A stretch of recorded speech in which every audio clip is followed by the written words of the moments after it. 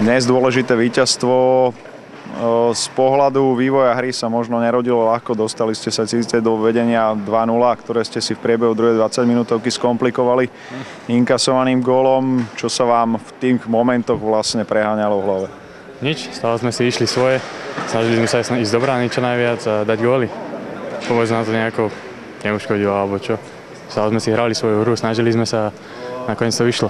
V druhej 20 minútovke to vyzeralo, že super mal viacej z hry, nechybalo mu možno veľa k vyrovnaniu. V závere tretiny ste sa dostali opäť na koňa 2 rýchlymi gólmi. Je to pravda, no čo poviem k tomu, mali viac šanci.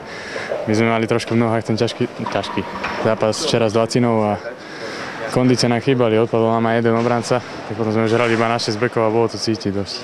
Určite veľmi nepríjemná situácia, hneď úvodná tretina, ďalšie zranenie. Daniel Gachulinec v takom prípade sa asi bekom príliš ľahko nehrá. Jak som povedal, boli sme na 6 bekov, bolo to dosť ako 2 zápasy za 2 dní. Nič, snažili sme sa, aby sme to udržali. Snažili sme sa pomôcť svojim útočníkom aj vzadu. Útočníci nám výborne pomáhali a nakoniec sme to dotiahli do šťastného konca. Si zobrať z tohto víťazného duelu do ďalších stretnutí? Bojovnosť. Dobre sme bojovali, každý za jedného. Nakoniec je to tam.